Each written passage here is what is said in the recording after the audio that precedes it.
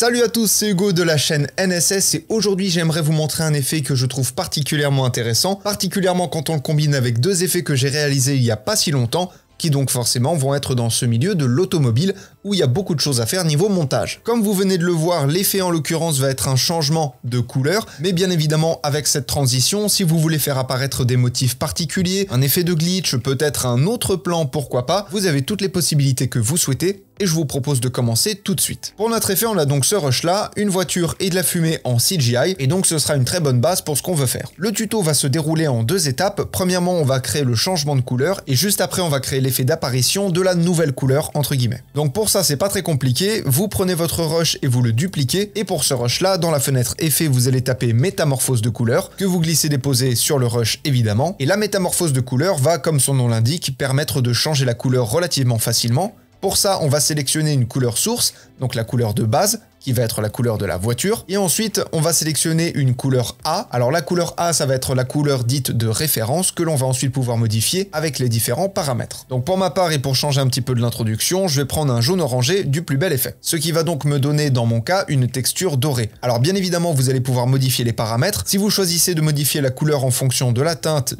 et de la luminosité, ou de la teinte et de la saturation, ou de la teinte et de la luminosité, et bien évidemment avec la méthode ou par remplacement ou par transformation, ça fait beaucoup d'informations, je suis d'accord.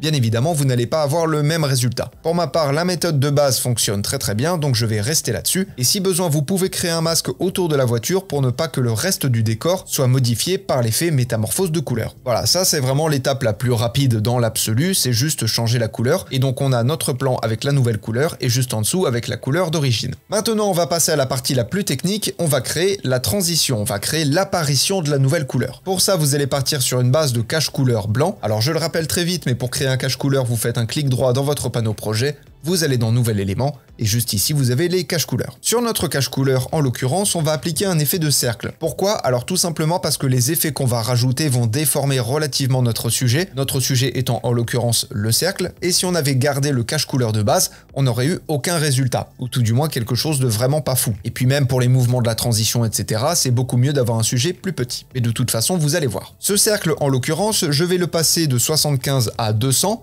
alors ça c'est uniquement en fonction de la taille de ma voiture. Quand on regarde la hauteur de la voiture, on a à peu près cette taille-là, on a à peu près 200 pixels, donc c'est très bien. Et je vais ensuite baisser mon cercle, toujours pour la même raison, pour la position de la voiture. Ensuite, je vais me placer au début de mon élément qui contient mon cercle et je vais activer le chronomètre de centre. Puis je vais sortir mon cercle vers la gauche, j'avance un petit peu dans l'image et ensuite je vais faire l'inverse de l'autre côté. Je sors mon cercle vers la droite et je mets la deuxième image clé au bout du rush. Pour le coup, en principe, on devrait ajouter du flou de mouvement, mais là, pour un aspect esthétique, puisqu'on veut avoir une belle découpe d'une couleur à l'autre, on ne va pas ajouter de flou de mouvement. Ensuite, on va donner un aspect beaucoup plus organique à notre animation, donc on va taper turbulence dans la fenêtre effet, et on glisse cet effet sur notre cercle. Et pour ma part, je vais modifier le gain et le passer de 50 à 750, histoire d'avoir quelque chose de vraiment déformé, et je vais réduire la taille de ma turbulence et la passer simplement de 100 à 20. Et du coup, avec le mouvement qu'on a créé juste avant, on a déjà notre animation qui est créée. Jusque là, il n'y a pas grand chose de compliqué. Une fois que cela est fait, vous allez placer votre cache couleur au-dessus des deux rushs et ensuite on va venir chercher un autre effet qui s'appelle cache de piste. Et maintenant, ce que l'on va venir faire, c'est qu'on va venir incorporer le rush avec la voiture dorée dans l'animation organique que l'on vient de créer. Pour ça, c'est vraiment très simple. Dans votre fenêtre effet, vous allez taper piste. Vous placez l'effet incrustation cache de piste sur le rush qui contient la nouvelle couleur de la voiture. Et dans la fenêtre effet, vous allez modifier le cache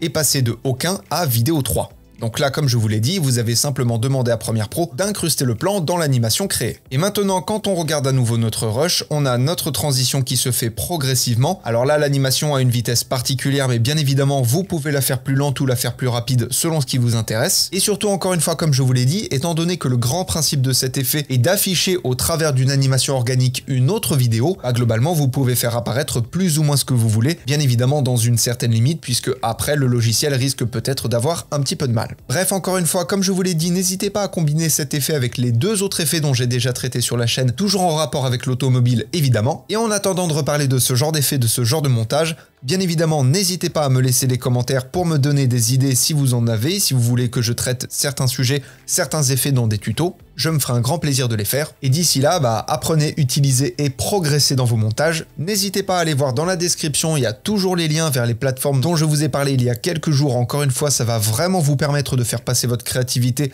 et vos projets à un autre niveau. Vraiment, vous n'avez aucune idée d'à quel point ça peut agrandir votre capacité de montage. Je vous fais des bisous et à plus.